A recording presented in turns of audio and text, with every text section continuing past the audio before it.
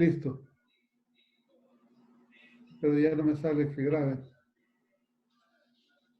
Bueno, está bien. Yo estoy grabando también, pero por si acaso eh, no funciona esto, pues tenemos respaldo. Estamos bien. Bueno, hablábamos hoy ayer de la historia clínica pediátrica nutricional.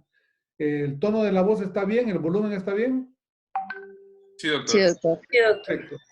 Entonces, hablábamos de que es importante la historia clínica, muy importante. Eh, Ahora que se ha visto el coronavirus dando guerra por todo el mundo, se ha visto muchísimo, muchísimo la importancia de la historia clínica.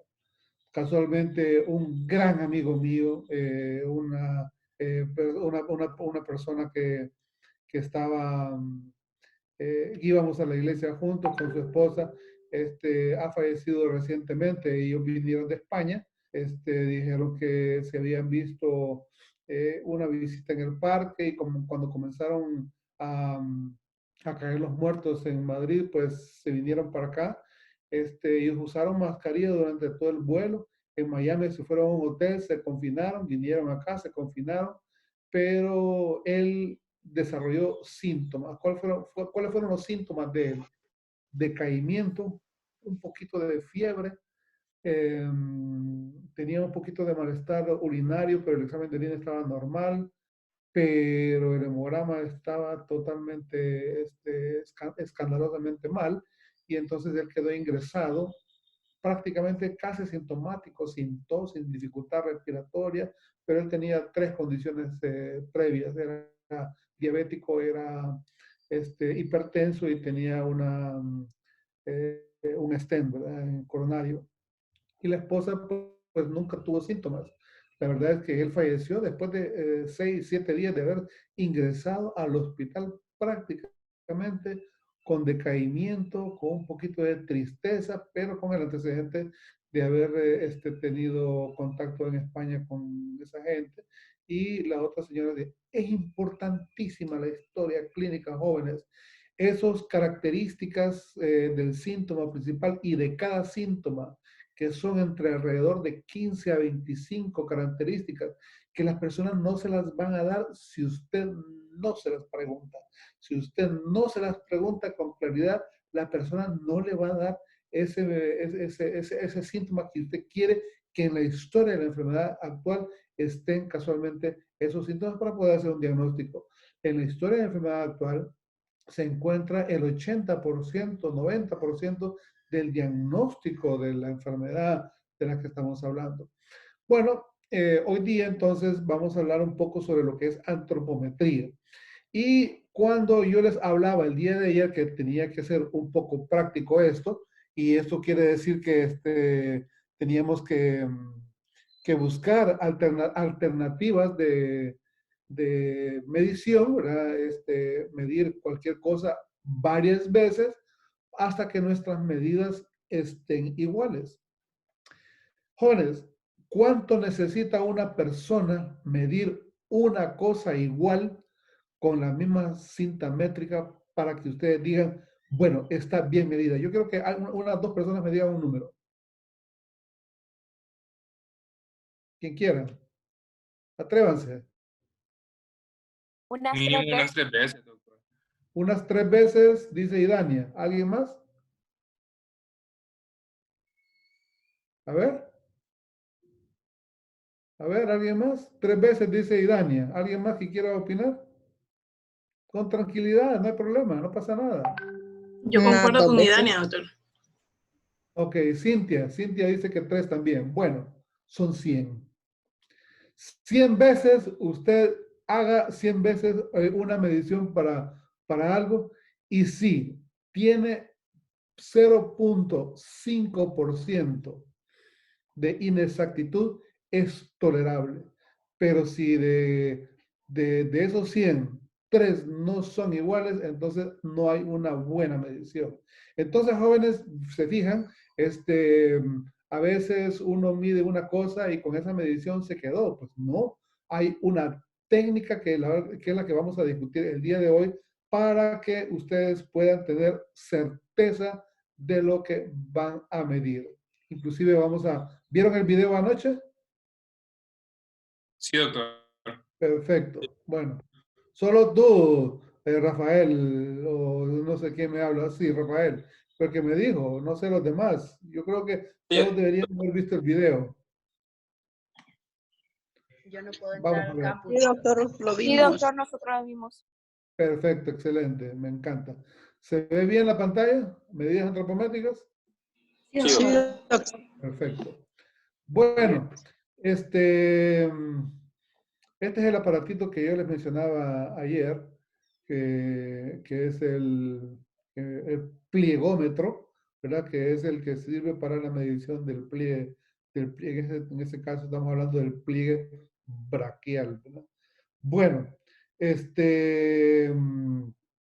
vamos a ver entonces que la evaluación nutricional, me perdonan los acentos, pero esta máquina es gringa, entonces no acepta acentos y me enredé un poco en buscar las alternativas, pero bueno, aquí la historia clínica, aquí le vamos a poner un acento, antropometría un acento, aquí hay bioquímica también lleva acento, inmunológica lleva acento. Miren, no hay cosa que no resuelva la tecnología, ahí está el acento. Entonces está gramaticalmente bien escrito. Bueno, pues la evaluación nutricional implica cuatro cosas, ¿verdad? La primera es la historia clínica, que ya hemos hablado de ella, y entonces no vamos a redondear más cosas de las que ya se han dicho. La antropometría, que es lo que vamos a discutir el día de hoy, y dos elementos más, ¿verdad? Lo que es la bioquímica, que es el análisis de las proteínas, de las inmunoglobulinas, de todos los elementos químicos de las grasas, ¿verdad? De los triglicéridos, colesterol, todos esos elementos son importantes para evaluar la nutrición, también la creatinina, el nitrógeno ureico, ¿verdad? También son importantes. Y la parte inmunológica que se hace a través del hemograma, perdón, a través del hemograma, donde vamos a ver la cantidad de linfocitos, que es la característica más importante para identificar si hay una buena respuesta medular y hepática ante un ataque de algún germen, un germen específico o inespecífico. Entonces, vamos a discutir hoy básicamente entonces la antropometría. El propósito de esta exposición entonces es contribuir con la mejor calidad de atención de los servicios de salud, evaluando el crecimiento y desarrollo. Ya hemos dicho que el crecimiento, que es lo que vamos a discutir cuando es el desarrollo,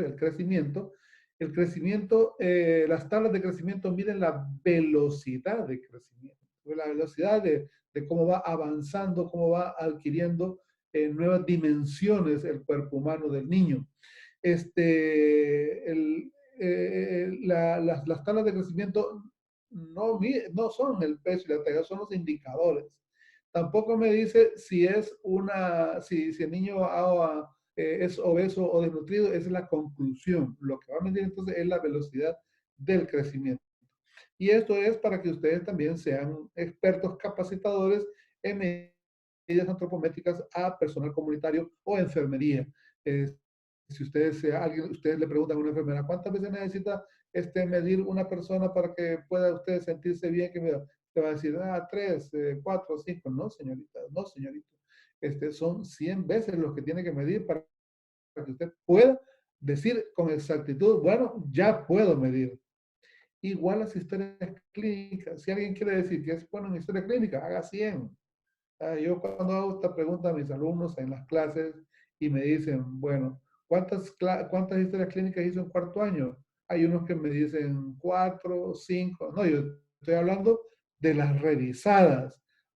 2, 1, ninguna. Bueno, les falta 100 historias clínicas para poder hacer una buena historia clínica. Vamos a dotar entonces al personal sobre conocimientos, habilidades, destrezas en la toma de medidas antropométricas para capacitar luego en el registro, ¿verdad? Que es lo que a nosotros nos concede la oportunidad de tener un enfoque pediátrico. Un niño en una historia clínica que no esté la antropometría, yo ni siquiera la leo. ¿Saben por qué? Porque dejó de ser pediátrica, dejó de ser de mi campo de especialidad, de mi campo de acción, no de mi especialidad, de mi campo de acción como médico general. ¿Por qué? Porque la antropometría es el nudo cardinal fundamental de cualquier niño y de cualquier enfermedad que desarrolle en el transcurso de su vida. El método entonces para evaluar el crecimiento físico, ¿verdad? Son las proporciones, talla y composición del cuerpo humano, lo que refleja el estado de salud y nutrición de una población o un individuo. Vamos a discutir el día lunes cómo es la vigilancia nutricional, tanto clínica como epidemiológica, para que poder dar una mayor claridad a esta definición. Empecemos con el peso. ¿Qué es el peso?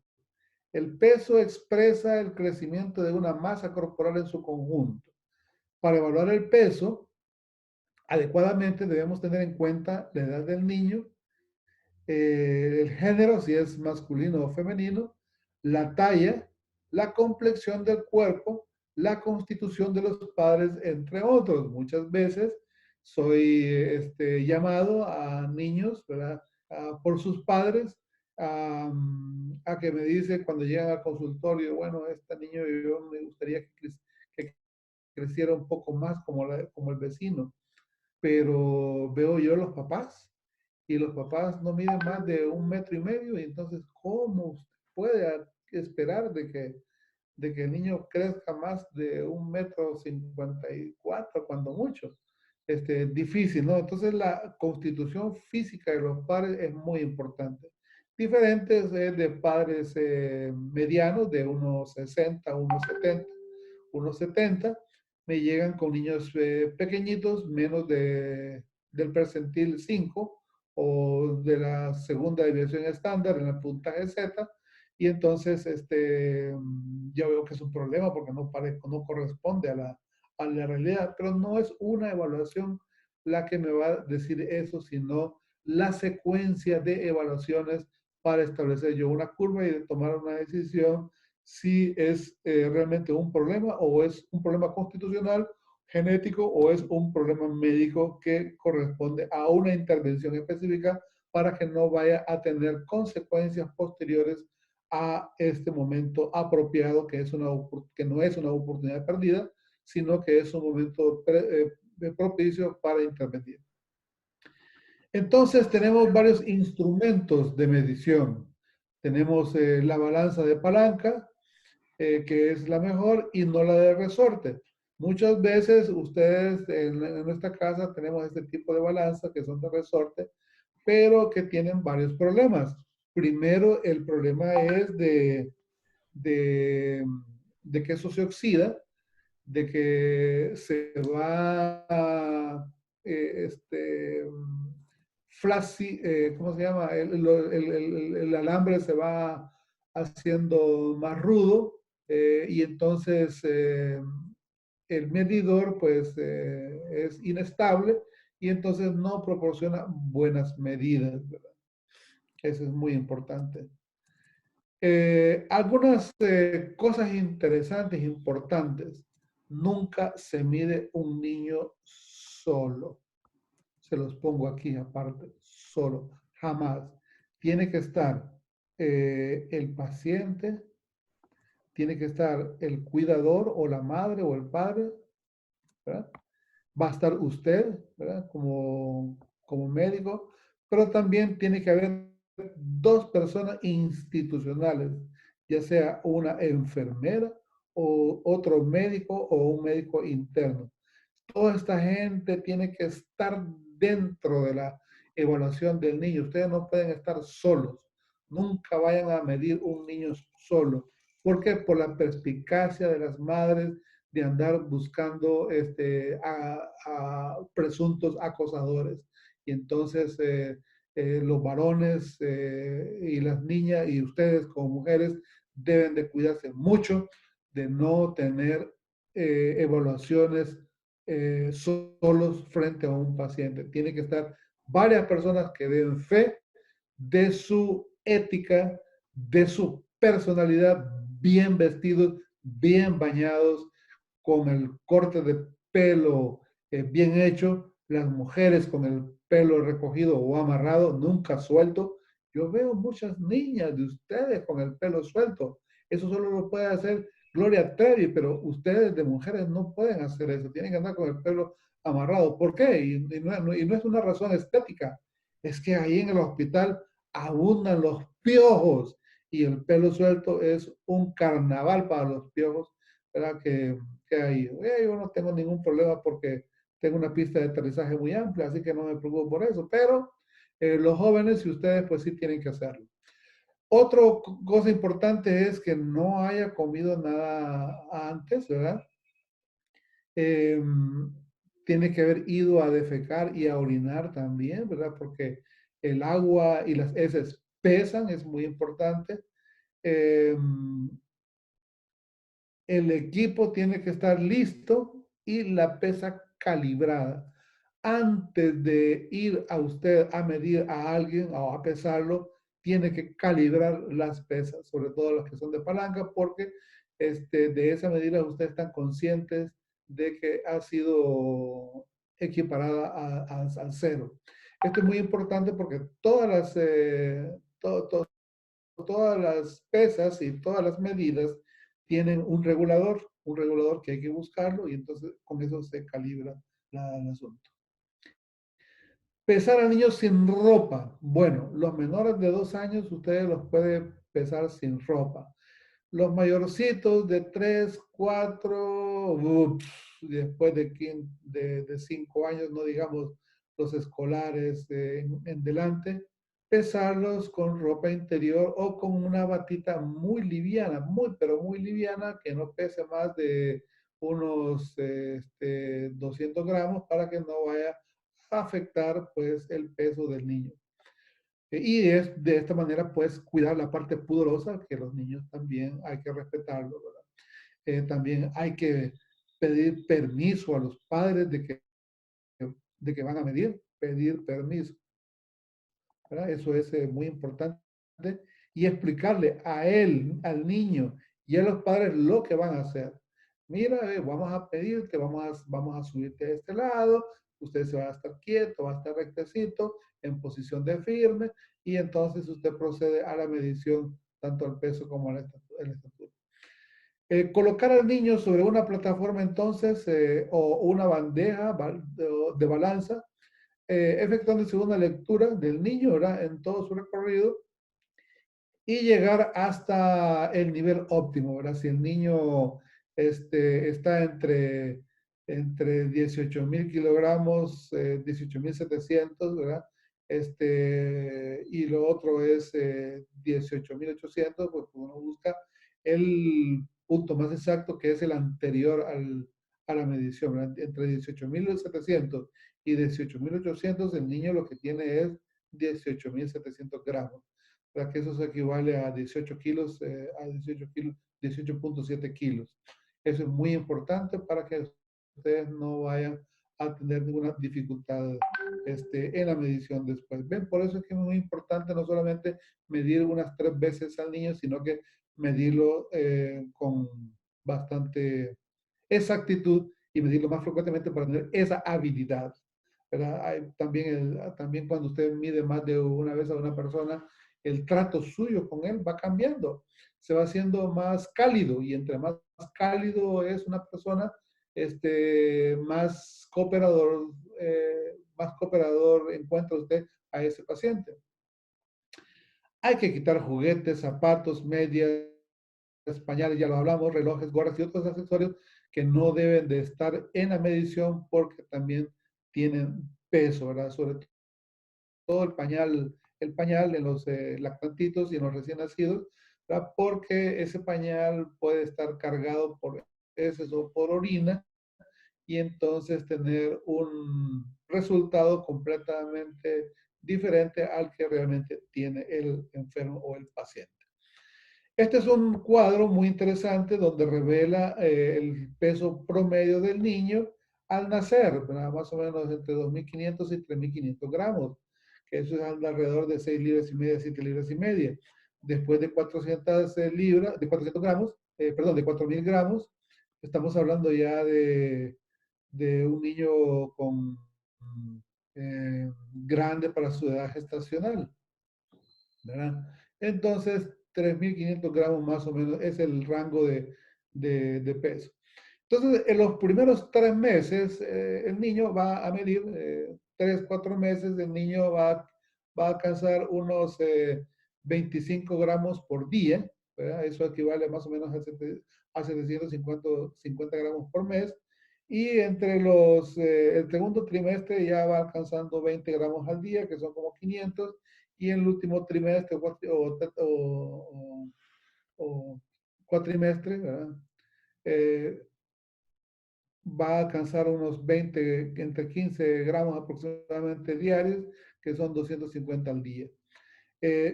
Datos que son importantes es que a los 6 meses el niño duplica el peso. O sea, que si al nacer tiene 6 libras, a los 6 meses se espera que este niño, si tiene 6 de recién nacido, entonces a los 6 meses va a tener 12 libras.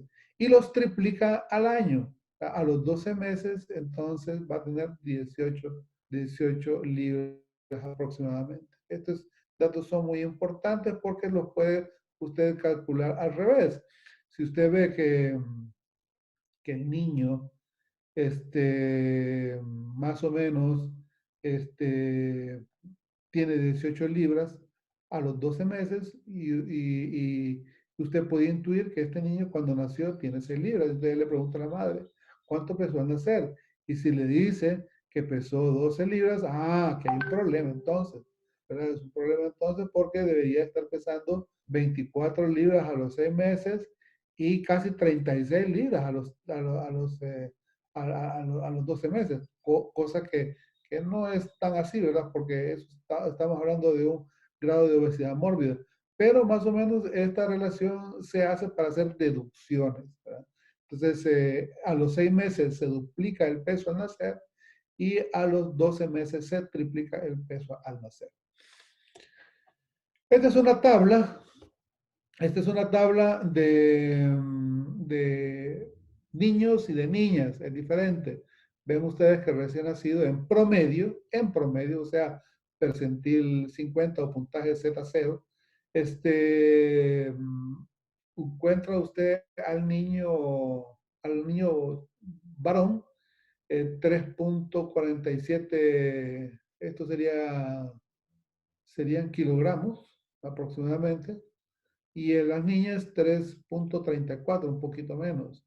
Mientras que el varón en medición sería 50 centímetros y la niña 49.34 en promedio.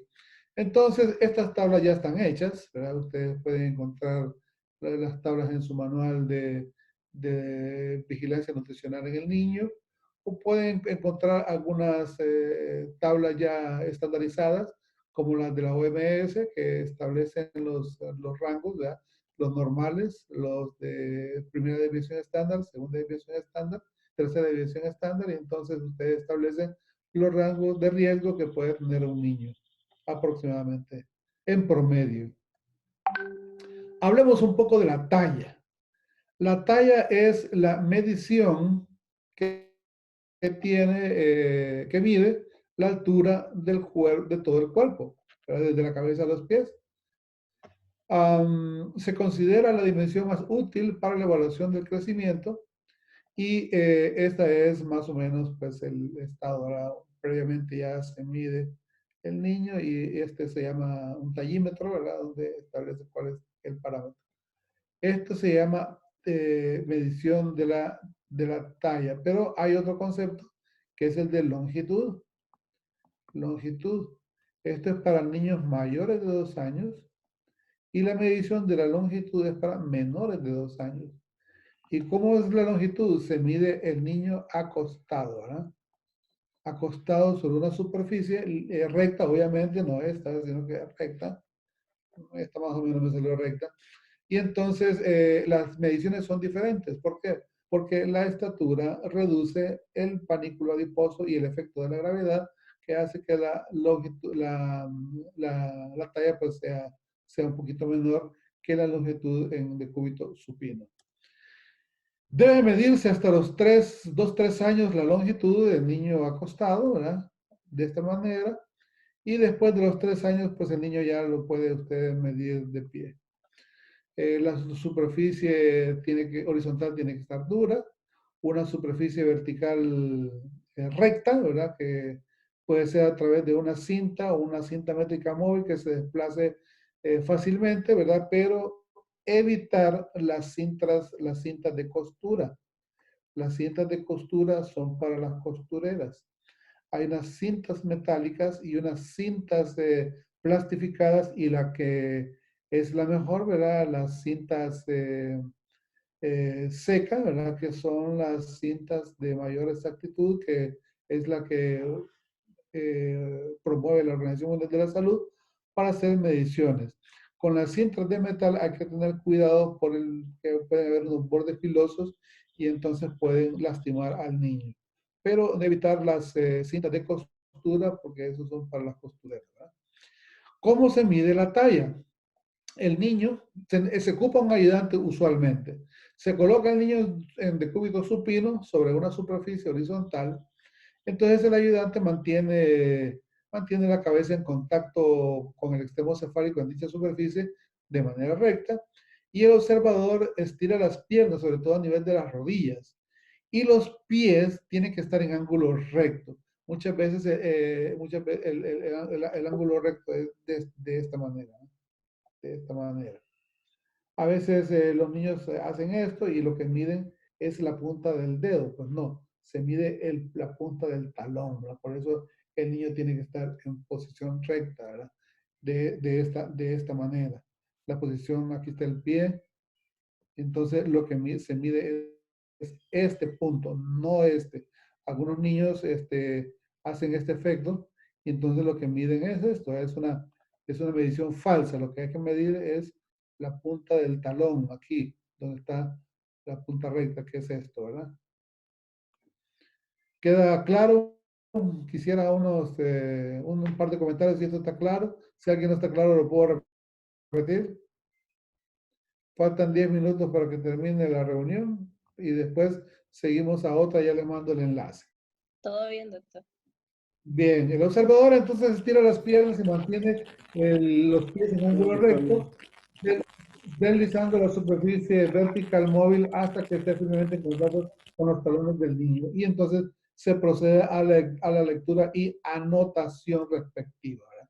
Esto es cómo se mide, cómo se tiene un niño en una balanza y aquí cómo se mide. Mire cómo se mantiene la posición recta de la cara, ¿verdad? Y la cabeza, ¿verdad? Hay que quitar este listón porque este listón no está bueno y hay que levantarlo un poquito más para que la cabeza esté completamente recta en la superficie y poderlo medir, ¿verdad? Está en posición de firmes con los pies juntos, es en el centro del medidor para que no haya ninguna dificultad de inclinación cuando vaya a hacer la medición. Esto es más o menos los datos con que se cuenta. Ven ustedes que los primeros 3 meses hay un aumento de 4 centímetros aproximadamente por mes, ¿verdad? Y posteriormente pues aumenta 3, 2, 1 hasta llegar al año. Esto es bien importante porque el niño, miren ustedes, la desviación estándar, ¿verdad? El D1 es 52, quiere decir que el promedio es de 50. Este es el promedio o la media del valor de la estatura en los recién nacidos. Este es bien importante porque al año el niño ha aumentado 25 centímetros. Entonces uno espera que un niño que mide más o menos 50 centímetros tenga 75 centímetros al año de edad, a los 12 meses. Y a los 4 años, que tenga 1 metro. Aquí está, ¿eh? 1 metro. Es bien importante porque independientemente de la raza, casi todos los niños tienen 1 metro. Después, de acuerdo a las razas, ¿verdad? Los anglosajones los blancos y todos los nórdicos tienen una estatura mucho mayor que los indios y mestizos y los chinos, ¿no? Bueno, eso sería eso. En cuanto al perímetro cefálico, yo quisiera más bien mencionar de que la circunferencia extrema de la cabeza debe de hacerse bien, aproximadamente 35 centímetros como parámetro normal, pero uno podría esperar entre 37, 33 y 37 como desviación estándar del perímetro cefálico y más o menos 35 el promedio. Ven ustedes dónde están midiendo o lo pueden también hacer aquí a este nivel, ¿verdad? Con la cinta superpuesta para que usted vea. Mire qué recto está la medición sobre las cejas, sobre la oreja, ¿verdad? Y que está haciendo exactamente firme la medición de la cabeza, ¿verdad? No es un adorno lo que está haciendo. Los niños no, usualmente no se dejan, hay que pedir ayuda para que no le esté tocando con las manos la cinta métrica. Entonces, aquí dice, ¿verdad?, que la ganancia promedio es de 0.5 centímetros por semana durante los primeros 3 meses, y en el prematuro un poquito menos, ¿verdad? Hay que ver también que si esto es arriba de 1.5 por semana, podemos encontrar una hidrocefalia o una macrocefalia, y por eso es importantísimo. Este niño no está bien medido. Miren ustedes la distancia que hay en este lado y acá, ¿verdad? No está completamente recto. Ven ustedes que aquí está el borde de la oreja y este está más amplio. O sea que esta no es una buena foto para decidir de que es una buena medición. Aunque puede estar un poco alegre el cipote, ¿verdad? Miren ustedes cómo lo agarran para que no se esté moviendo tanto. Pero por eso es que hay que medir 1, 2, 3, 4, 99 y 100 veces una misma cosa hasta que usted esté claramente listo y no pierda menos de 1% de error, que es el aceptable para poder tener una adecuada destreza o habilidad para la medición. Ya dijimos que esta no es una buena cinta métrica, ¿verdad? Esta es una cinta métrica seca, ¿verdad? Hay unas que son metálicas que hay que tener cuidado, por eso las puse acá, que pueden ser dañinas. Estas son para las costureras, pero si no hay, pues ni modo, hay que hacer uso de los recursos existentes, y entonces así hay que hacer, pero valga la aclaración, estas no buenas yo no las recomiendo. Ejercer entonces poca presión sobre la cabeza, ¿verdad? Comprimir el pelo, ¿verdad? Y siempre que el plano de la cinta esté bien. Hay otros datos que hay que medirse, que son el perímetro torácico, que los niños pequeños anda entre 33 y 36.5 centímetros. Y el abdomen, ¿verdad? Que el abdomen se mide a nivel del ombligo, de las caderas, ¿verdad? La circunferencia del brazo, que se mide más o menos en el tercio medio, ¿verdad? En los niños y niñas. También cómo se mide desde el acromion hasta el olecranon, ¿verdad? La distancia del brazo. Esta medición pues, usualmente no la tenemos, pero la circunferencia braquial sí la hacemos. Que son también mediciones que habría que hacer de vez en cuando. Esto es lo mismo, medir la circunferencia del brazo, ¿verdad? Bueno, antes de llegar a conclusiones y antes de que se me apague esta cosa, quisiera que me dieran algunos comentarios sobre lo que hemos visto ahorita en la mañana, y con la necesidad que ustedes tengan de tener la experiencia de poder medir niños, ¿verdad? Para que ustedes sean hábiles medidores y puedan tener un diagnóstico nutricional certero, adecuado, ¿verdad? Para este asunto. Nos quedan 2 minutos de la reunión. para un par de preguntas y continuamos como en la última parte donde van a ver un video y que podamos tener algunos otros criterios. Un par de preguntitas o comentarios. A ver, ¿quién se anima? Doctor, yo tengo una consulta. Dígame. ¿Cuál es el propósito de medir la circunferencia braquial? ¿Perdón? ¿Cuál es el propósito para medir la circunferencia braquial? La coherencia del cuerpo en un sentido sistémico. Es decir, nosotros tenemos un panículo adiposo también ahí. Entonces, no es lo mismo si usted agarra la grasa del abdomen, que es una grasa amplia, que la del brazo. Entonces, en las piernas usted no lo usa mucho porque las piernas caminan frecuentemente y el tejido celular subcutáneo de las piernas es muy escaso. Y el de la cara es diferente porque tiene una influencia genética muy amplia. Hay quienes son cachetones y quienes no.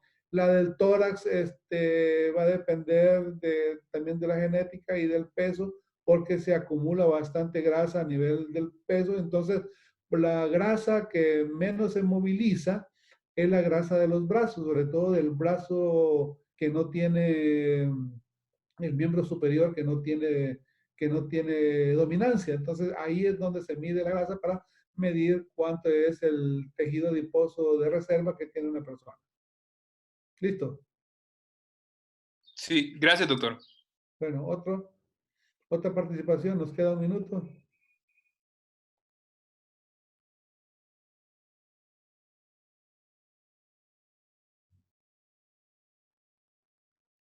Vamos, ánimo. No, esta cosa no muerde. Buen día, doctor. Nada más destacar la calidad de la clase, ¿verdad? Me gustó mucho. Que tenga buen día. Bueno, Alma, muchas gracias, muy gentil de parte tuya. Bueno, ya menos de un minuto, entonces nos retiramos.